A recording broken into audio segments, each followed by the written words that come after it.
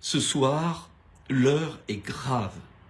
L'heure est grave après la décision des Américains de livrer des chars Abraham, exactement 31 chars, à l'Ukraine. Ce faisant, Joe Biden permet à l'Allemagne, qui avait mis une condition, de livrer des fameux chars Léopard 2. L'Allemagne va en livrer 14. Cela s'ajoute aux 14 chars britanniques déjà livrés, aux 14 chars que Léopard que la Pologne veut livrer.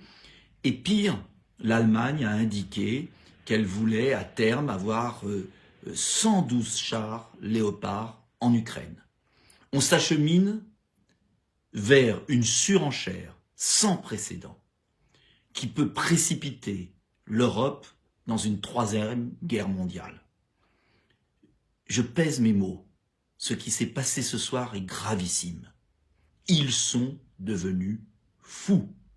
Ils sont devenus fous et malheureusement, la France, qui avait l'occasion inespérée de reprendre un peu de recul sur ce conflit, d'affirmer son indépendance et de rejeter cette surenchère, a félicité les États-Unis, félicité l'Allemagne. C'est gravissime ce qui se passe. C'est gravissime, pourquoi? Parce que la livraison à terme de 200 à 300 chars, si le processus continue, va enquister le champ de bataille. C'est une volonté provocatrice de l'OTAN de forcer Poutine à utiliser l'arme nucléaire. C'est gravissime. C'est gravissime au moment où Poutine était suffisamment affaibli pour accepter une main tendue.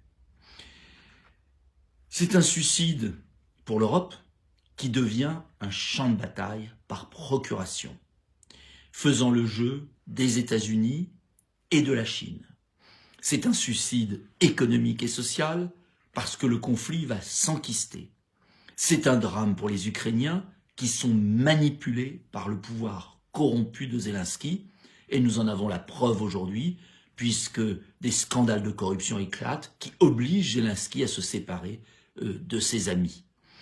C'est une folie pour la France, car nous sommes en train de perdre l'Afrique, l'estime des non-alignés, car n'oublions jamais que dans ce conflit, les grandes puissances refusent de choisir. Le Brésil refuse de choisir, l'Inde refuse de choisir, les pays africains refusent de choisir, la Chine refuse de choisir. L'Occident, sous la conduite d'un chef d'État qui a des intérêts personnels à défendre en Ukraine, est en train de se cornériser. Pour la France, c'est un drame. C'est la perte de la place que nous avions dans le cœur des hommes. Cette place qu'avait pu conquérir le général de Gaulle par sa politique anticipatrice d'un monde multipolaire. C'est un drame parce que nous avons des intérêts en Afrique et que légitimement les Africains se disent les Français, eh bien ce sont des Américains en pire, sans les moyens des Américains. C'est un drame parce que la France représentait autre chose. Alors j'entends d'ici ceux qui vont dire Dupont-Aignan est pro-Poutine. Non, c'est pas la question. Imaginez qu'on est en train de ruiner pour 20 ans, si ce n'est pas 50 ans, le continent européen pour un désaccord territorial sur une région, le Donbass, à population russe, que se dispute une récente république ukrainienne et la Russie. Je vous rappelle que les 2 tiers de l'Ukraine ont été russes pendant plusieurs siècles. Ça ne légitime pas, bien sûr, l'annexion, mais de grâce, à ce moment-là, va-t-on déclarer la guerre à tous les pays qui ont des conflits territoriaux? Bien sûr que non. Une voie de paix est possible, je la rappelle. Cessez le feu, démilitarisation de l'Ukraine, engagement à ne pas rentrer dans l'OTAN, zone neutre, indépendante ou autonome pour le Donbass, et retrait des troupes russes. C'est possible.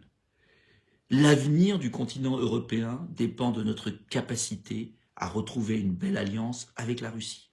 Ils ont les matières premières, ils ont la science, nous avons la science, la technologie, l'industrie. Le poids de l'Europe au XXIe siècle dépend de ce lien que, bien sûr, les Chinois et les Américains ont cassé avec cette guerre d'Ukraine. Zelensky sacrifie son peuple sur l'autel d'intérêts extérieurs à l'Europe.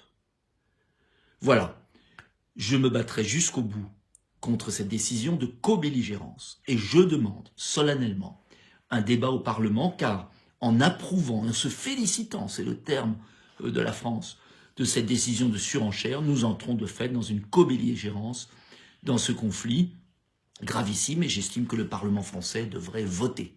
En tout cas, je vous invite à diffuser ma vidéo à contre-courant de l'hystérie qui s'est emparée de médias complaisants, qui n'ont aucune culture historique et qui ne se rendent pas compte sur quel terrain glissant nous emmène Joe Biden et les Américains et Emmanuel Macron, les Allemands et Emmanuel Macron. Je vous invite à m'aider. Nous sommes très peu nombreux à porter une autre voix. Cette voix, plus que jamais, nous avons besoin de la porter. Plus que jamais, nous avons besoin de votre soutien, car ce qui est en jeu là, c'est l'avenir de l'Europe, c'est la paix, c'est la guerre.